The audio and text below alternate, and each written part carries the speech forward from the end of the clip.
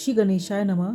अध्याय 5 कर्मयोग। अर्जुन ने कहा, हे कृष्ण, पहले आप मुझसे कर्म त्यागने के लिए कहते हैं और फिर भक्ति पूर्वक कर्म करने का आदेश देते हैं। क्या आप अब कृपा करके निश्चित रूप से मुझे बताएंगे कि इन दोनों में से कौन अधिक लाभप्रद है? श्री भगवान ने उत्तर दिया, मुक्ति के लिए तो कर्म का परित्याग तथा भक्तिमय कर्मयोग दोनों ही उत्तम है, किंतु इन दोनों में से कर्म के परित्याग से भक्ति युक्त कर्म श्रेष्ठ है। जो पुरुष न तो कर्म फलों से घृणा करता है और न कर्म फल की इच्छा करता है, वह नित्य सन्यासी जाना जाता है। हे महाबाहु अर्जुन, ऐसा मनुष्य समस्त द्वंद्वों से रहित होकर भव बंधन को पार कर पूर्णतया मुक्त हो जाता है। अज्ञानी ही भक्ति को भौतिक जगत के विश्लेषणात्मक अध्ययन से भिन्न कहते हैं। जो वस्तुतः ज्ञानी है वे कहते हैं कि जो इनमें से किसी एक मार्ग का भली भांति अनुसरण करता है वह दोनों के फल प्राप्त कर लेता है। जो यह जानता है कि विश्लेषणात्मक अध्ययन द्वारा प्राप्त स्थान भक्ति द्वारा भी प्राप्त किया जा सकता है, और इस तरह जो सांख्य योग तथा भक्ति योग को एक समान देखता है वही वस्तुओं को यथारूप में देखता है। भक्ति में लगे बिना केवल समस्त कर्मों का परित्याग करने से कोई सुखी नहीं बन सकता, परंतु भक्ति में लगा हुआ विचारवान व्यक्ति शीघ्र ही परमेश्वर को प्राप्त कर लेता है। जो भक्ति भाव से कर्म करता है, जो विशुद्ध आत्मा है और अपने मन तथा इंद्रियों को वश में रखता है, वह सबों को प्रिय होता है और सभी लोग उसे प्रिय होते हैं। ऐसा व्यक्ति कर्म करता हुआ भी कभी नहीं बंधता। दिव्य भावनामृत युक्त पुरुष देखते, सुनते, स्पर्श करते, सूंघते, खाते, चलते फिरते, सोते तथा श्वास लेते हुए भी अपने अंतर में सदैव यही जानते रहते हैं कि वास्तव में वह कुछ भी नहीं करता। बोलते, त्यागते, ग्रहण करते या आंखें खोलते बंद करते हुए भी वह यह जानता रहता है कि भौतिक इंद्रियां अपने अपने विषयों में प्रवृत्त हैं और वह इन सब से पृथक है। जो व्यक्ति कर्म फलों को परमेश्वर को समर्पित करके आसक्ति रहित होकर अपना कर्म करता है, वह पाप कर्मों से उसी प्रकार अप्रभावित रहता है जिस प्रकार कमल पत्र जल से अस्पृश्य रहता है। योगी जन आसक्ति रहित होकर शरीर, मन, बुद्धि तथा इंद्रियों के द्वारा भी केवल शुद्धि के लिए कर्म करते हैं। निश्चल भक्त शुद्ध शांति प्राप्त करता है, क्योंकि वह समस्त कर्मफल मुझे अर्पित कर देता है। किंतु जो व्यक्ति भगवान से युक्त नहीं है और जो अपने श्रम का फलकामी है, वह बंध जाता है। जब देहधारी जीवात्मा अपनी प्रकृति को वश में कर लेता है और मन से समस्त कर्मों का परित्याग कर देता है, तब वह 9 द्वारों वाले नगर में बिना कुछ किए कराए सुखपूर्वक रहता है। शरीर रूपी नगर का स्वामी देहधारी जीवात्मा न तो कर्म का सृजन करता है, न लोगों को कर्म करने के लिए प्रेरित करता है, न ही कर्म फल की रचना करता है। वह यह सब तो प्रकृति के गुणों द्वारा ही किया जाता है। परमेश्वर न तो किसी के पापों को ग्रहण करता है न पुण्यों को, किंतु सारे देहधारी जीव उस अज्ञान के कारण मोहग्रस्त रहते हैं जो उनके वास्तविक ज्ञान को आच्छादित किए रहता है।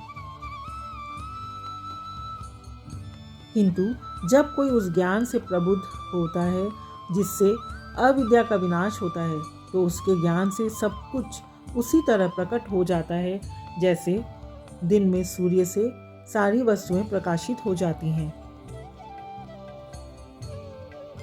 जब मनुष्य की बुद्धि, मन, श्रद्धा तथा शरण सब कुछ भगवान में स्थिर हो जाते हैं, तभी वह पूर्ण ज्ञान द्वारा समस्त कल्मश से शुद्ध होता है और मुक्ति के पथ पर अग्रसर होता है। विनम्र साधु पुरुष अपने वास्तविक ज्ञान के कारण एक विद्वान तथा विनीत ब्राह्मण, गाय, हाथी, कुत्ता तथा चांडाल को समान दृष्टि से देखता है।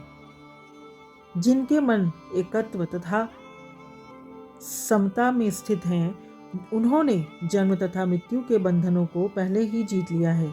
वे ब्रह्म के समान निर्दोष हैं और सदा ब्रह्म में ही स्थित रहते हैं, जो न तो प्रिय वस्तु को पाकर हर्षित होता है और न अप्रिय को पाकर विचलित होता है, जो स्थिर बुद्धि है, जो मोह रहित है और भगवत विद्या को जानने वाला है। वह पहले से ही ब्रह्म में स्थित रहता है। ऐसा मुक्त पुरुष भौतिक इंद्रिय सुख की ओर आकृष्ट नहीं होता, अपितु सदैव समाधि में रहकर अपने अंतर में आनंद का अनुभव करता है। इस प्रकार स्वरूप सिद्ध व्यक्ति पर ब्रह्म में एकाग्रचित होने के कारण असीम सुख भोगता है। यदि बुद्धिमान मनुष्य दुख के कारणों में भाग नहीं लेता, जो कि भौतिक इंद्रियों के संसर्ग से उत्पन्न होता है, हे कुंती पुत्र, ऐसे भोगों का आदि तथा अंत होता है। अतः चतुर व्यक्ति उनमें आनंद नहीं लेता। यदि इस शरीर को त्यागने के पूर्व कोई मनुष्य इंद्रियों के वेगों को सहन करने तथा इच्छा एवं क्रोध के वेग को रोकने में समर्थ होता है, तो वह इस संसार में सुखी रह सकता है। जो अंतःकरण में सुख का अनुभव करता है, जो कर्मठ है और अंतःकरण में ही रमण करता है तथा जिसका लक्ष्य अंतर्मुखी होता है, वह सचमुच पूर्ण योगी है।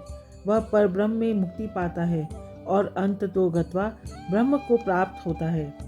जो लोग संशय से उत्पन्न होने वाले द्वैत से परे हैं, जिनके मन आत्म साक्षात्कार में रत हैं, जो समस्त जीवों के कल्याण कार्य करने में सदैव व्यस्त रहते हैं और जो समस्त पापों से रहित हैं, वे ब्रह्म निर्वाण मुक्ति को प्राप्त हो चुके हैं।